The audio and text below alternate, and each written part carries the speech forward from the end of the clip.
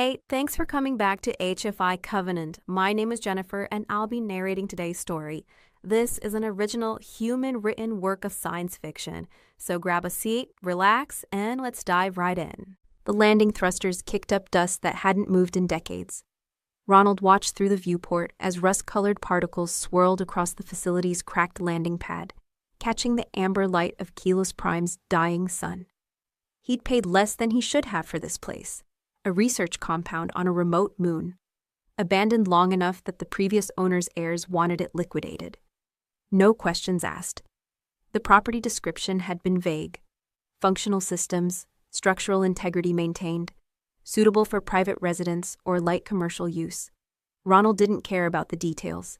He cared about the distance from Earth, from his apartment that smelled like cold coffee and regret, from the software development firm where he'd spent 5 years optimizing algorithms that made other people's lives incrementally more efficient, while his own withered. He descended the cargo ramp with a single duffel bag. The moon's gravity felt lighter than expected, making his movements feel brittle. The facility loomed ahead, 3 stories of reinforced polymer and steel rising from the barren landscape like a monument to something important that nobody remembered anymore. The main entrance was sealed but responsive. His access codes, included in the property documentation, still worked. The doors slid open with a pneumatic hiss that sounded almost like a sigh. Inside, the air was stale but breathable, recirculated by systems that hummed with the quiet persistence of machines. Nobody had asked to stop working. The main corridor stretched out before him, lined with laboratories on either side. Some still had equipment inside, secured by magnetic locks. Others had been stripped down to bare walls. Emergency lighting flickered on as he passed, responding to his movement. He walked deeper into the facility, his footsteps echoing off polished floors that hadn't been cleaned by living hands in longer than he wanted to calculate. The upper levels were residential, quarters that had housed researchers with sleeping pods, small kitchens, common areas arranged for people who'd expected to come back. Ronald found clothing in some of the lockers, maintenance logs on the walls, showing dates that made his stomach tighten. The facility had been abandoned suddenly, not gradually closed down, but evacuated. The most recent entry was dated 97 years ago. He should have been more curious about why. Later, when he had answers he didn't want, he'd realized that lack of curiosity was the only reason he survived the night. The subsurface levels required a different access code. Ronald found it in the facility manager's office, scrawled on a handwritten note attached to a hardware manifest with no context.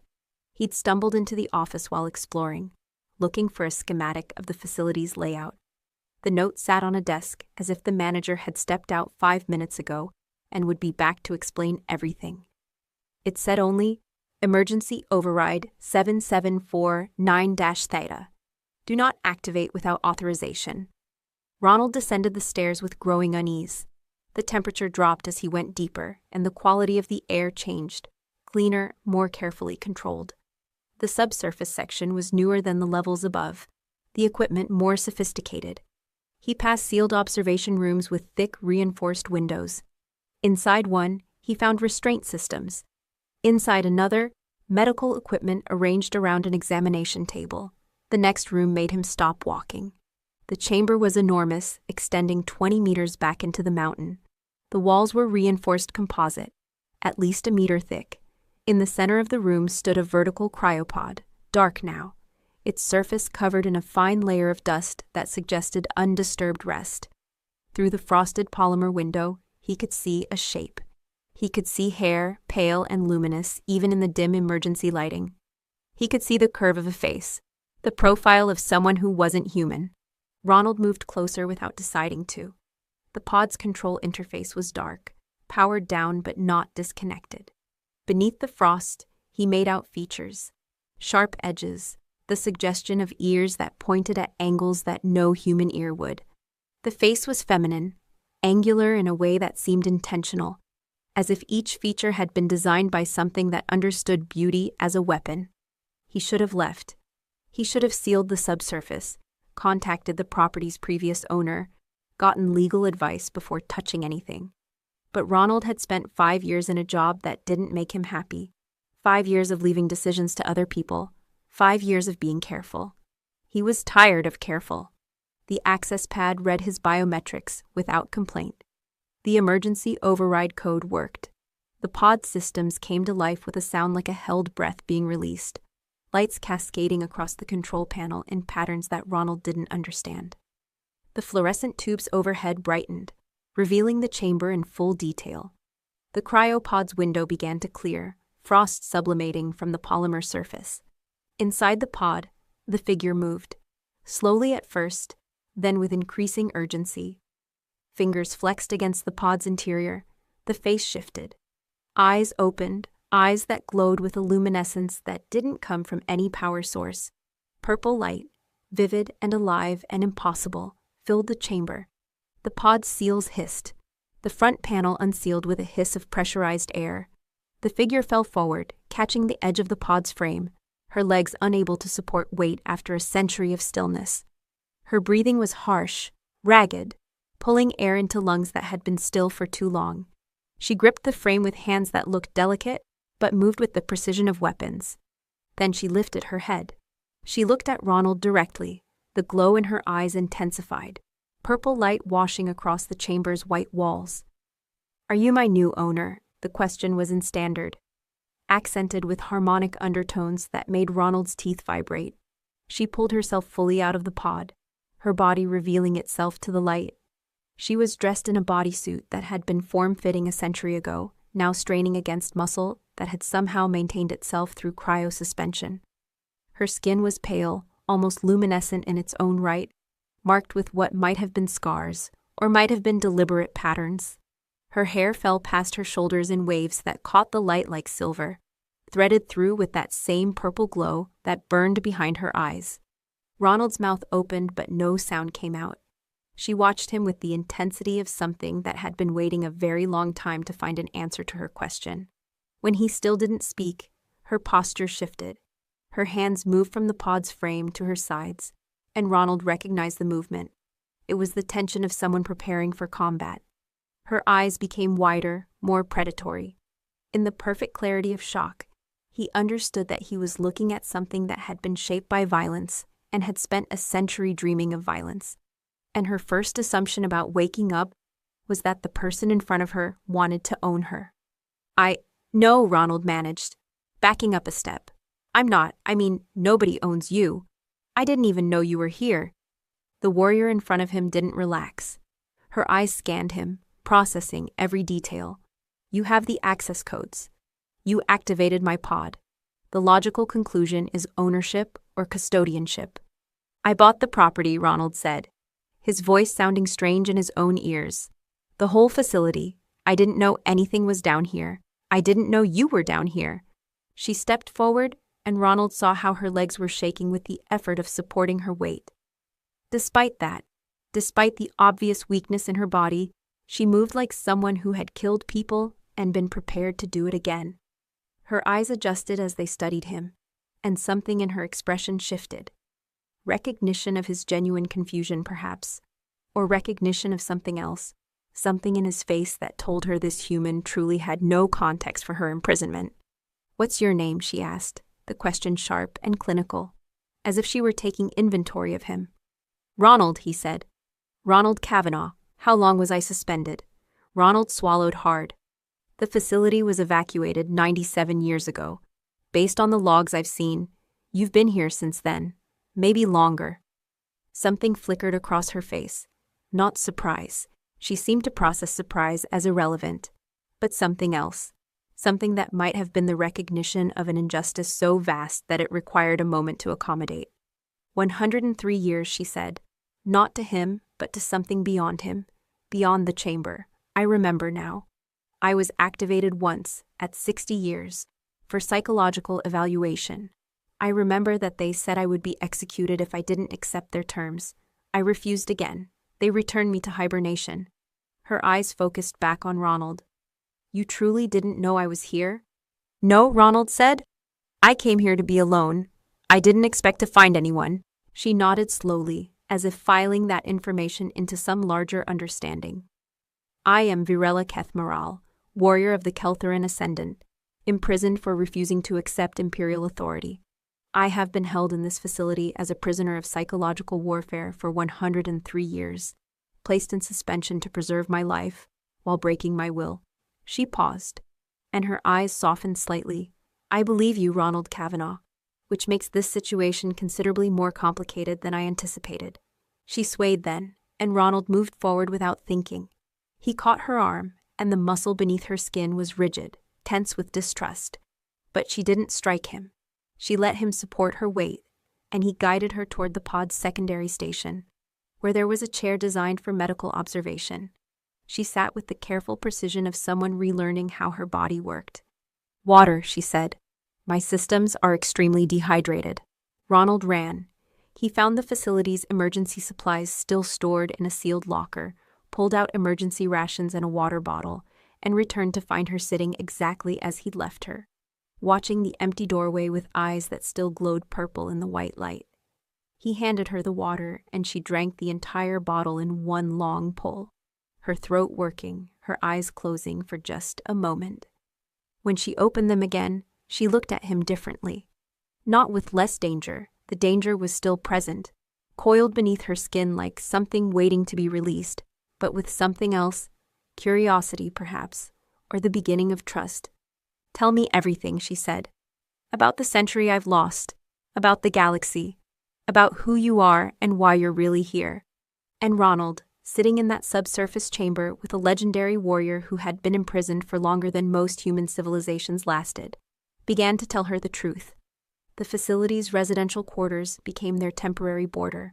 Ronald brought her to the upper levels, moving slowly because her legs were weak, but her pride was stronger, and she made no complaints, though he could see the tremor in her muscles with each step.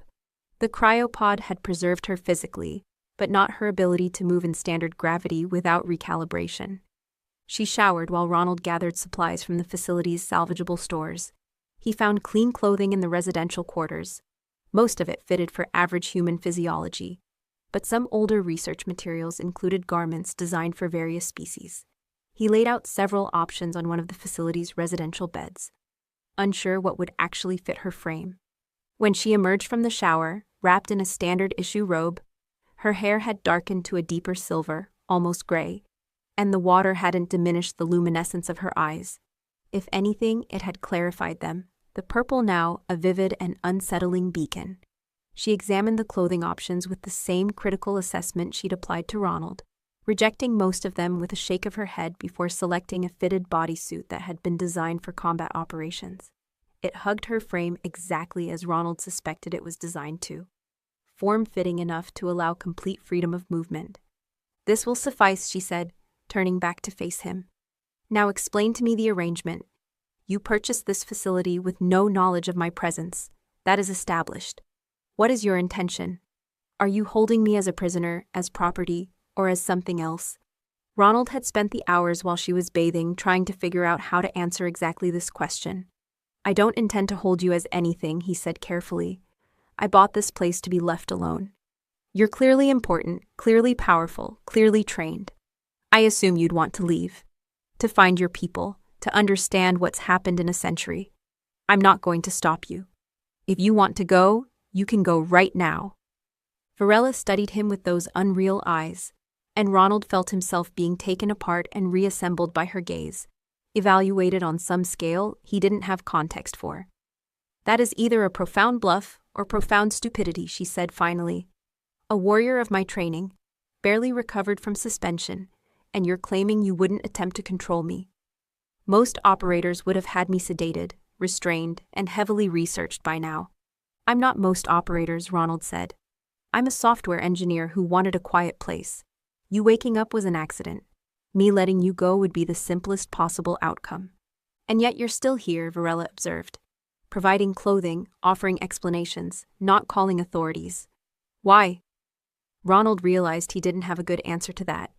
Because you asked who I was before deciding whether to kill me. Because you spoke to me like I was a person, not a problem. Because I spent the last 5 years being treated like a function to be optimized, and I'm tired of that. You seem like someone who would know exactly who she is and what she wants, and I find that interesting enough to not throw you out immediately. Something shifted in her expression. The predatory tension eased, not disappearing but settling into a different configuration. She moved toward the window, looking out over the facility's grounds and the dark landscape beyond. "Tell me about the century," she said. "Everything. Start with why I was in suspension. That information wasn't in the files they let me read before they put me under the first time." So Ronald told her. He started with the basics: the Keltheran Empire's gradual fracturing after a succession crisis, the emergence of splinter factions, the slow dissolution of the territories she'd known. He explained that her name had become a symbol, that liberation movements across 7 sectors had invoked her resistance as justification for their own rebellions. He told her that the facility itself had become abandoned after a funding scandal. The research program into psychological breaking had been exposed and defunded, and the operators had been reassigned or prosecuted. Varela listened while the sun set outside the window, while the emergency lighting compensated and rendered the landscape outside increasingly alien. She didn't interrupt. When he finished, she was silent for a long time. "They were going to break me," she said finally. And instead, the mechanism of breaking became irrelevant, because the structure that gave it meaning collapsed. "It looks that way," Ronald agreed. "And you knew none of this before activating my pod." "No idea," Ronald confirmed. "I literally just wanted somewhere quiet. This is the furthest I could get from civilization that was still technically habitable." Varela turned from the window. "Then I propose a temporary arrangement. I am weak and will require time to recover full physical capacity. You clearly require something that doesn't involve connection to people, yet you're not refusing to engage with one now. I will stay here for 1 lunar cycle of Kelos Prime. During that time, you will provide information about the current state of the galaxy and my people. I will recover. At the end of that cycle, we will reassess. If you maintain your current posture and don't attempt to restrict my movement or contact, I won't view you as a threat requiring neutralization." "That's not a romantic way to phrase it," Ronald said. "But sure. 1 cycle, free access, information sharing, and no threat of you killing me. I can work with that." She almost smiled. It was small, barely visible, but it changed the architecture of her face entirely. "I'm trained in lethal combat and psychological warfare," Ronald Kavanaugh. "I've been imprisoned in a facility designed to break my will. Forgive me if my approach to negotiation isn't optimized for social comfort." "Fair point," Ronald said. "Want to eat something? The facility has a kitchen, and I assume your cryopod fed you basic nutrients, but actual food might be good." Varela agreed, and they moved to the facility's common dining area. Ronald found preserved food stores in sealed containers, things designed to last decades, and therefore not likely to kill them. He heated some, plated it, and watched as Varela examined it with the same careful assessment she'd applied to the clothing. She took a bite. Her eyes closed, and for the first time since waking, something genuine crossed her face. Not the careful evaluation of a warrior, not the sharp intelligence of someone assessing a threat. Pure pleasure, brief and unguarded. "I haven't eaten actual food since before they suspended me the first time," she said quietly. They ate in relative silence. Ronald found himself watching her hands, the way she moved with precision even during something as simple as eating. Every gesture was controlled, economical, shaped by a lifetime of training. But something in her shoulders was loosening, the constant readiness easing fractionally as she moved through the cycle of the meal. After dinner, they moved to the facility's common area, a large room with furniture arranged for relaxation, with shelves containing books and data tablets. Varela examined everything with that same careful attention, occasionally asking questions about technologies that had evolved in her absence. "Show me," she said, gesturing to the tablets. "What people know about me, what the legends say." Ronald found archive files, historical databases, documents about the wars and movements that had invoked her name. Varela read them with an expression that shifted between anger and something like grief. She learned that she'd been unconsciously shaping centuries of conflict, that entire movements had made decisions based on what they believed she would do, that warriors had died invoking her resistance. "They made me into a symbol," she said quietly, after hours of reading. "They took what I did, what I refused to do, and transformed it into something larger than myself, something I never intended." "Does that bother you?" Ronald asked. "Yes," she said. "And no. If my imprisonment meant that others refused imperial authority, then the suffering had purpose, but I never chose to be a symbol. That choice was made for me by people who had no right to make it. She looked at him. That's what imprisonment is, Ronald. Removal of choice. Even symbols are trapped by what they represent. He understood then why she'd agreed to stay a cycle. It wasn't trust yet, but it was a willingness to exist in a space where choices remained her own. Days fell into rhythm. Ronald showed Varela the training grounds within the facility's lower levels. A large open space that had been designed for physical conditioning. She was stiff those first days, her muscles remembering combat faster than they remembered how to support her body through basic movement. She trained methodically, moving through patterns that Ronald recognized from historical accounts of Keltheran martial forms. He watched her, sitting on the sidelines, fascinated by the precision of motion, the way each movement seemed designed to flow into 3 different combat scenarios simultaneously. On the 3rd day, she asked him to fight her. "I'm not trained," Ronald protested. "I'll just hurt you." "No," Varela said. And there was something almost like amusement in her voice. "You won't. But I need an opponent who doesn't move predictably, according to Keltheran patterns. I need to relearn how to combat something unknown." He fought her, badly. She moved around him with contemptuous ease, never striking with force, but always with control, allowing him to see every moment where she could have ended him and chose not to. But something shifted when Ronald stopped trying to fight like he'd seen in movies and started fighting like a person who was tired of being predictable. He moved without form, without grace, with pure desperation to not fall down. And Varela responded by meeting that desperation with something that looked almost like respect. The sparring became a regular thing. Every day they would move to the training grounds, and Ronald would throw himself against her precision with his own clumsy determination. She recovered faster than either of them expected. Her strength returned. Her movements became fluid again. And somewhere in the pattern of contact and resistance, something between them shifted. They still talked every night. Varela asked questions about Earth, about human culture, about the century Ronald was born into, and the one she'd missed. She asked why he'd left, what made isolation more appealing than connection. Ronald found himself answering with more honesty than he'd ever used with another living person. "I was optimizing things," he said one night. Both of them sitting in the facility's observation room, looking out over the dark moon landscape. Algorithms, systems, processes, making things incrementally better for people I'd never meet. And I became very good at it. But all that optimization, all that precision, left no space for something that couldn't be quantified. No space for mistake or chaos or actual human connection. I was surrounded by people and completely alone. Varela listened, her purple eyes reflecting the dim landscape outside. In the Keltheran culture, strength is measured by dominance, by the ability to impose your will on others. I was raised to want that, to pursue it, to see anything less as failure. I refused an order, and they imprisoned me. I was told that the only way to be free was to accept their authority. I refused that too, and I was right to refuse. But being right didn't keep me from being alone for 103 years. "What would have made you accept their authority?" Ronald asked. Varela was quiet for a long time. Nothing would have.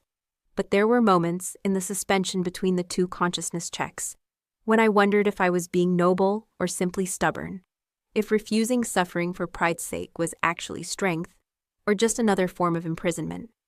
Ronald reached out without thinking. He took her hand. Her skin was cool, not cold, but with a temperature that reminded him she wasn't human, that she came from somewhere else entirely. She could have withdrawn, but she didn't. She let his fingers intertwine with hers, her grip strong but careful, measured in a way that suggested she was constantly aware of the damage her strength could do. "You're not alone now," Ronald said. "Neither are you," Varela replied. They stayed like that until the facility's lighting cycled down, until they were sitting in near darkness with only the landscape outside and their own presence for context. When they finally left the observation room, Varela's hand didn't release his immediately, and the next night, without discussion, she found him in the common area where he was reading, and they sat the same way, her hand in his, their shoulders almost touching. By the end of the 2nd week, Ronald realized he was in love with her. It wasn't sudden, it was something that had been building since the moment she'd opened her eyes and asked him a question. The assumption of ownership sharpening immediately into something more complex when he'd refused the premise of the question itself. He didn't tell her. She would have understood it as a claim, as ownership, as another cage. But she knew something had shifted in him. She always seemed to know. And when she began deliberately to position herself closer to him during training, to find reasons to sustain contact that extended beyond necessity, he understood she was acknowledging something too. Ronald was searching the facility manager's office for facility schematics when he found the psychological evaluation files. They were sealed with administrative locks that shouldn't have still been functional, but Ronald had spent enough time in the facility to understand its systems. He bypassed them in 10 minutes. The files made his stomach turn. They detailed 2 decades of attempted psychological breaking, isolation protocols, sensory deprivation, false reports about her people's deaths, manufactured hope followed by controlled disappointment, scenarios designed to make her believe that her cause was not just lost, but had never existed.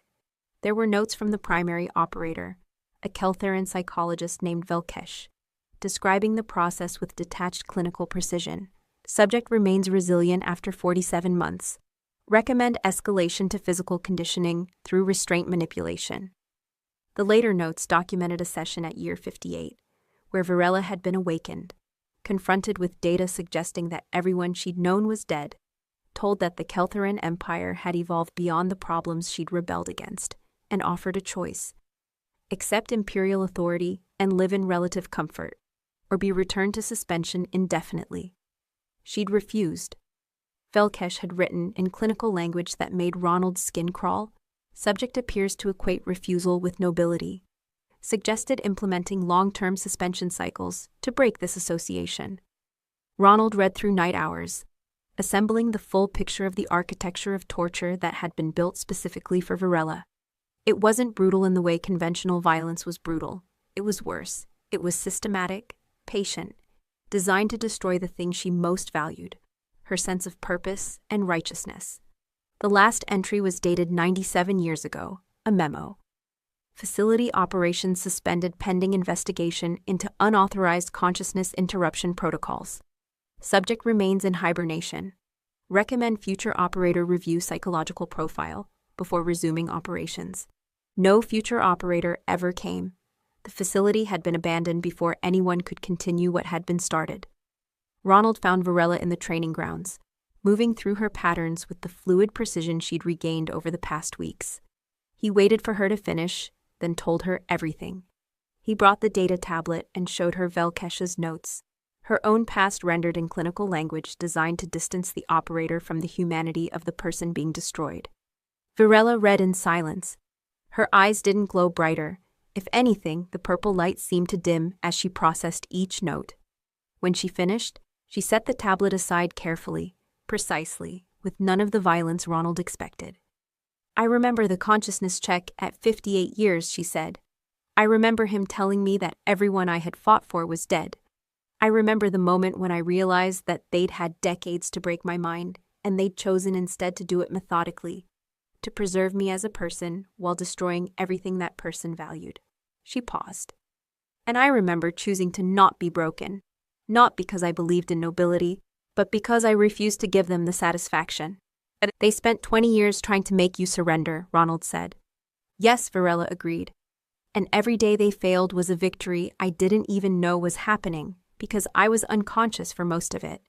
They built this entire architecture of suffering around the assumption that I would eventually break. That eventually, the weight of isolation and false hope would be too much.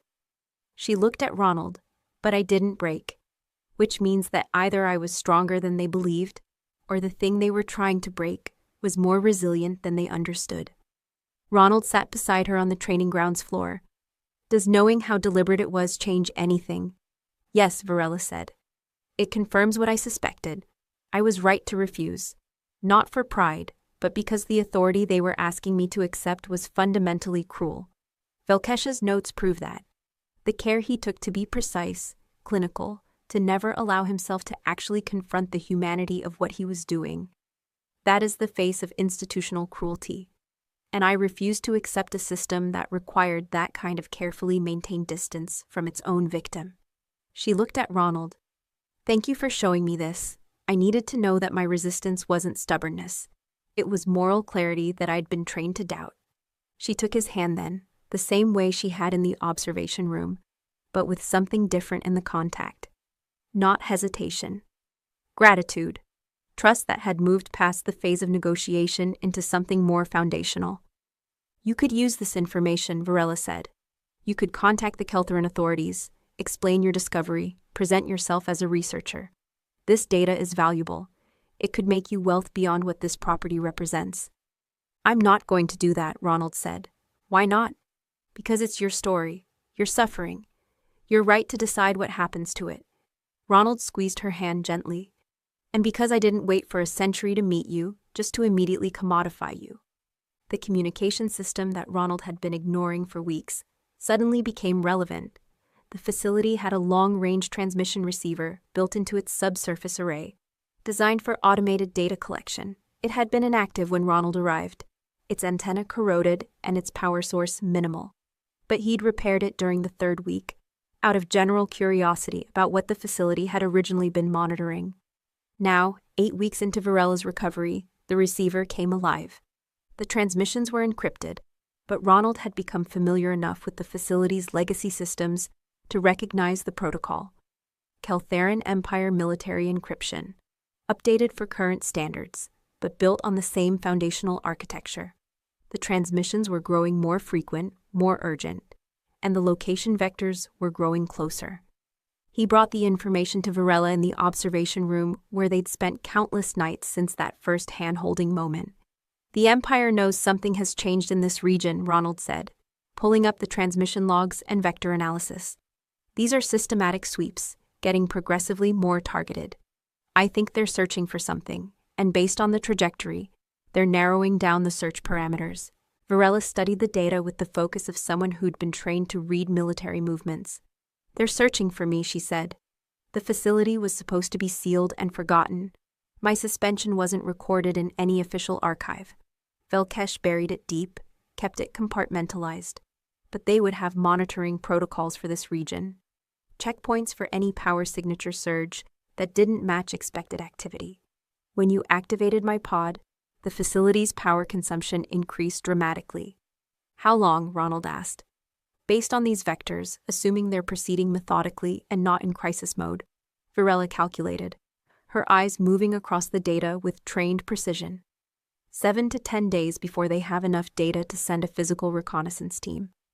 Perhaps 3 weeks before a full military force arrives, assuming they want to be cautious. Ronald felt the weight of the timeline settle on him. They'd had 8 weeks of relative peace, 8 weeks of building something that had seemed separate from the larger context of the galaxy. Now the galaxy was coming for them, and they would have to make choices. We can leave, Ronald said. I can prepare the ship. We can be gone before they arrive. I bought the property, but I don't need it. Nothing here matters except you. Varela was quiet for a long time. She stood and walked to the observation window, looking out over the landscape she'd seen nothing but through windows for 8 weeks. No, she said finally.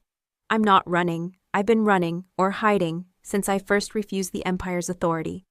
Running through suspension, through unconsciousness, through a century of absence. I'm not going to keep running. That's not rational, Ronald said. They have the capacity to recapture you, to imprison you again. Yes, Varela agreed. They do. But if I run, it means they win the framework. They get to decide that what they want from me matters more than what I want for myself. And I chose not to accept that 97 years ago. I'm not going to change that choice now. She turned to face him, and the purple glow in her eyes was steady, resolved. What I want for myself is here. With you, in this facility that was built to break me but became the place where I learned something other than resistance. If you're willing to fight for that, to stand with me and see what happens when the Empire arrives, then I'm willing to stay. Ronald crossed the distance between them and kissed her. It was something he'd wanted to do for weeks, something he'd restrained because he was afraid of how she'd interpret the gesture, of whether she'd see it as an attempt at ownership. But she kissed him back, her hand coming up to touch his face with careful precision, her mouth finding his with the intensity that matched everything about her. When they broke apart, Ronald was shaking. Then we have work to do. The next 10 days were a blur of preparation. Ronald accessed the facility's defensive systems, equipment he hadn't known existed until Varela pointed him toward the maintenance logs. The research facility had been built in the early days of the territorial disputes, when installation security had been taken seriously. It had redundant power systems, shielded communications arrays, camouflage protocols that could make it appear dormant even with active sensor sweeps. More critically, it had the infrastructure for a physical defense, not weapons in the conventional sense, but environmental control systems that could be weaponized. Varela worked with him in the subsurface levels, mapping out access points, designing a defense architecture that combined the facility's technical capabilities with her combat knowledge. They set false energy signatures in the upper levels, rerouted the actual power core to run through isolated conduits that wouldn't show on external scans. They created backup systems for backup systems, emergency protocols nested within emergency protocols. Working in tight spaces, constantly in physical proximity, the tension between them built in a different way. During a particularly involved installation of a sensor relay in the confined subsurface conduit, Varela moved past Ronald, and her back brushed his front. She didn't move away. She remained there, in that proximity, and Ronald could feel her deliberately controlling her breathing, the small adjustments in her posture that suggested she was actively restraining herself from turning around and closing the distance between them. "If we do this," Varela said quietly, not turning around, "if we stand against the Empire and they choose to make an example of us, our lives might measure themselves in hours." "I know," Ronald replied. "I need you to understand what I'm asking," she continued. "When I say I want to stay with you, I'm not asking for partnership under false pretenses. I'm asking for something immediate, something that doesn't leave room for hesitation. I'm asking to be with you fully, while we still have time." Ronald understood what she was saying.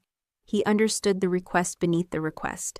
He reached out and turned her around in the tight space, and kissed her again, this time with all the desperation of something with a countdown built into its foundation. They left the subsurface work incomplete that night. They found one of the residential quarters that still had functional systems, still had power to warm it. Varela moved with him through the facility's corridors with a kind of deliberate focus, her hand in his, her eyes holding something that resembled anticipation. When they were behind closed doors, when there was nothing but the hum of the facility's systems, and the two of them in the darkness, Varela kissed him with the intensity she'd brought to everything since waking. Her hands found the fastenings of his clothing, pulling him closer, and Ronald realized she was shaking slightly. Whether from desire or fear or some combination of both, he couldn't determine. "I've never done this," she said against his mouth.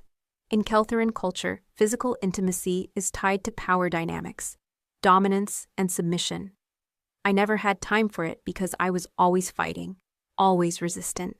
And then I was in suspension, and there was no time at all. "We can slow down," Ronald offered. "No," Varela said, and pulled him closer. "I don't want to slow down. I want to feel everything while I still can." They came together in the darkness, Ronald trying to be gentle, Varela initially holding his wrist like she was restraining him from something dangerous. But as they moved, her tension transformed into something else. Her hands released him and instead pulled him deeper. She made sounds that Ronald recognized as expressions of pleasure filtered through a physiology that produced harmonics he'd never experienced. Afterward, they lay tangled together in the darkness, and Varela traced patterns on his chest with her fingertips, following the lines of his ribs like she was learning the architecture of his body. "Thank you," she said quietly. "For what?" "For not trying to dominate me, for letting me choose how this happened, for being gentle without being weak." She pressed her forehead against his shoulder. "I thought that intimacy would feel like another form of imprisonment. It felt like the opposite." They stayed like that as the facility systems cycled through their diurnal programming, warming the space, maintaining temperature. Ronald had his hand in her hair, and Varela had her leg draped across his body, and they existed in a temporary state of absolute peace, while the systems they'd spent the past days activating counted down the hours to conflict. The reconnaissance team arrived exactly when Varela's calculations suggested they would. Day 10. at the termination line between the moon's light and dark sides, where sensors became less reliable and military procedure dictated cautious approach. Ronald and Varela watched from the observation room as 3 dropships descended through Kelos Prime's thin atmosphere. They came down on the facility's outer perimeter, maintaining distance, deploying sensor arrays before any personnel disembarked. "They're being cautious," Varela observed. "That suggests they don't know what they're looking for, only that something here has changed. If they knew I was here, they'd have come in heavier, faster." The camouflage protocols held. The facility appeared dormant on external scans, power signatures minimal, systems in sleep state. The reconnaissance team spent hours sweeping the perimeter, taking readings, analyzing the facility's exterior. They didn't approach the main entrances. They didn't send anyone into the structure itself. That night, they withdrew back to the dropships, and the signals that followed suggested a report being filed, a request for new directives. "They're waiting for orders," Ronald said, reading the transmission fragments his systems had captured. "Yes," Varela agreed, "which means someone important is evaluating whether investigating a dormant research facility is worth the military deployment required. We have perhaps 2 more days before they either abandon the search or return in force." The second search wave came in the pre-dawn hours. 5 dropships this time, military configuration, with personnel disembarking in full combat gear. This was more than reconnaissance. This was an invasion team prepared for resistance. Varela moved to the subsurface levels where their defensive systems had the strongest integration with the facility's infrastructure. Ronald stayed in the primary command center, monitoring transmissions, watching the military force spread out across the facility's perimeter. The Empire forces didn't assault the main entrances. They were too experienced for that. Instead, they began methodical breaches of the perimeter security, working their way through the facility's outer defenses with practiced efficiency. Ronald watched as they countered the false energy signatures, as they moved through the decoy passages Ronald and Varela had prepared, as they systematically dismantled the defensive architecture that had seemed so comprehensive when they were building it. "They're going to reach the core," Ronald reported to Varela through the facility's internal communications. "Let them," Varela replied. "They haven't encountered actual resistance yet. Let them advance until they believe they've achieved their objective, and then we'll show them the actual defense infrastructure." When the Empire forces reached the subsurface levels, when they'd penetrated the outermost perimeter of Varela's designed defense, she initiated the secondary systems. The facility's environmental controls activated in coordinated response, isolating sections of the structure, cutting off retreat pathways, creating a labyrinth that was simple to navigate if you understood it and lethal if you didn't. The Empire forces took casualties, not deaths. Varela had designed the system to incapacitate and capture, not kill, but enough damage that the team's commander called for backup and hunkered down in a defensible position within the subsurface levels. "They're trapped," Ronald said, watching the positioning data. "Yes," Varela confirmed. "And now they're going to realize who they're dealing with." She appeared on their communication channel. Not in person, she stayed in the subsurface, protected by the facility's physical defenses, but her voice came through their systems with perfect clarity. "This is Varela Kethmaral. I am the detention center's primary asset, and I'm now in control of this facility's systems. You are surrounded, outnumbered within the structure, and at my discretion. You will stand down weapons and surrender, or I will let the facility's environmental controls demonstrate the full extent of their capability." The response was a cascade of weapons fire, coordinated and intense, but Varela had anticipated violence. She'd designed the subsurface structure specifically to resist it. Barriers rose, suppression systems activated, and the Empire forces found themselves unable to make forward progress or meaningful backward retreat. It lasted for 6 hours. By the end, the Empire forces had suffered sufficient casualties and material loss that their commander was requesting extraction and calling for Empire Navy engagement. That's when Varela revealed the second phase of the defense, the facility's original anti-ship weaponry, left in place by designers who'd never anticipated they'd be activated again.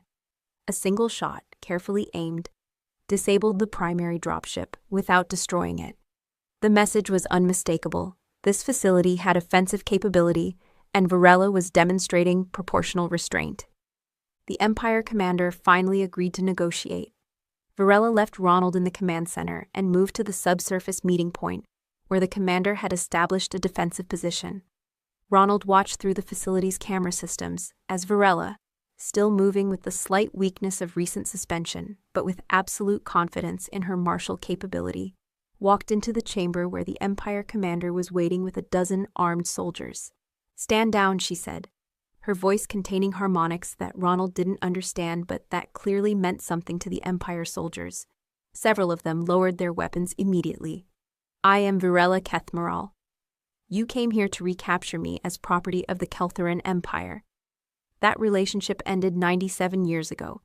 I am now in control of this facility, and I'm offering you a choice. You can attempt to retake it and die in the process, or you can report to the Empire that the research asset was lost in the facility's automated shutdown, following the investigation into unauthorized consciousness protocols. The choice is yours." The Empire commander, scarred and clearly experienced, looked at the woman in front of him with an expression that cycled through several emotions. Recognition, perhaps, of who she was and what she represented. Calculation, assessing whether the resistance was worth the cost. And finally, something that might have been respect. "I'll report asset loss," he said, and authorized his forces to stand down. Varela allowed them to evacuate the wounded, allowed them to walk out of the facility and board the recovery dropship without further resistance. As the ships lifted off into Kalos Prime's thin atmosphere, Ronald realized he was shaking. Varela emerged from the subsurface levels an hour later. She was covered in dust and the residue of the defensive systems she'd activated, but she was unharmed. She moved directly to Ronald and pulled him into her arms, holding him with an intensity that suggested she'd been calculating the possibility of not getting to do this again. "They're gone," she said. "And I let them go because I needed them to report that we're not a threat that can be eliminated easily. Now the Empire has to decide whether recapturing me is worth the political and military cost." "What will they decide?" Ronald asked. "That depends on the larger politics," Varela said. "But we've bought ourselves time, and we've established that we're willing to stand and fight. That changes the equation." The days following the military engagement became days of strategic assessment. Ronald worked with Varela to understand the Empire's likely next moves, analyzing the commander's tactical decisions for hints about the larger policy framework. Varela contacted networks she hadn't accessed in a century, discovering that resistance movements still existed, that her name still carried weight in liberation struggles across multiple sectors. On the 14th day after the Empire forces withdrew, Varela made a decision that surprised Ronald. She activated the facility's long-range broadcast system and, through careful encryption and routed signals, announced her emergence. She identified herself specifically, provided technical evidence of her imprisonment, documented the psychological warfare that had been conducted against her, and made clear that she was alive, capable, and willing to assist any resistance efforts against the Empire's oppressive practices. "You just told them exactly where we are," Ronald said. "Not accusing, but observing." "Yes," Varela confirmed. "And I did it deliberately. Hiding keeps us safe from immediate detection. Announcing myself keeps us safe from being forgotten, keeps me from becoming a prisoner to invisibility again." She took his hand. "I can't spend another century in shadow, Ronald. Even if the shadow is of my own choosing. I'd rather fight and lose than hide and win. Does that make sense?" "No," Ronald said honestly, "but I understand why it matters to you." "Why are you still here?" Varela asked. "You could have left after the first attack. You could still leave. I'm announcing myself, and the Empire is going to come back, likely in force. This facility will become a target. Your safety is no longer guaranteed." Ronald sat with that question for a moment, turning it over in his mind. "Because staying makes sense in a way that nothing else in my life has," he said, finally. "I spent 5 years optimizing things for other people, making decisions based on what was efficient or what was profitable. I came here to disappear, and instead I found you, and someone who knows exactly who she is and what she wants, and who's willing to risk everything to stay true to that understanding. Leaving would mean going back to a life of disconnection and compromise. That's not actually safer. That's just slower dying." Varela pulled him close, her arms around him with the kind of strength that could break him if she didn't actively moderate it. "I love you," she said. It was the first time either of them had said it explicitly, not as a symbol, not as a means to power, but as Ronald Kavanaugh, the person who was too curious to leave a dormant cryopod alone. "I love you too," Ronald replied, "for being brilliant and dangerous and kind underneath all the warrior training, and for choosing to stay with me even when you didn't have to." They held each other in the facility's central hub, while outside the walls, Kalos Prime's dark side cycled toward the light, while the systems Ronald had repaired and modified hummed their steady rhythm around them. The second communication from the Empire arrived 4 days later. It came with the weight of official authority, a full task force designation, and equipment specifications that made Ronald's stomach tighten. The Empire wasn't sending a reconnaissance team. They were sending sufficient military force to conduct a full siege, to lock down the facility and prevent both escape and resupply. "How long can we hold?" Ronald asked, studying the force composition data. "Indefinitely, from a resource perspective," Varela said. "The facility is largely self-sufficient. Water can be extracted from the ice deposits beneath the surface. Power generation was always designed to be internal. Food is limited, but we can stretch what's here for 6 months if necessary. And militarily, that's less certain. The Empire force is designed to contain, not assault immediately. They'll position siege batteries, cut off external communications, wait for us to either surrender or attempt an escape that they can intercept." Varela studied the tactical data with the focus of someone who'd spent a lifetime understanding military operations. "They believe eventually we'll either break or surrender. They're not accounting for the fact that I've already spent a century in confinement. This is nothing compared to that." "What if there's another option?" Ronald said. "What if we broadcast something else? Something that changes the equation?" Varela looked at him. "What are you suggesting?" "I'm suggesting we don't make this about war. I'm suggesting we make it about history." Ronald pulled up the psychological evaluation files he'd uncovered weeks earlier, the records of Velkesh's systematic torture, the documentation of the Empire's psychological warfare infrastructure. "They're coming to recapture you because they've invested political capital in the narrative that you're valuable property to be recovered. What if we expose the methods they use to try to control you? What if we show the entire galaxy what the Empire was willing to do to a single warrior?" Varela was quiet for a long moment. "You're suggesting we weaponize the truth about what they did to me." "I'm suggesting we make truth the primary defense," Ronald said. "You announced yourself. Now we announce why you were imprisoned. We show the evidence.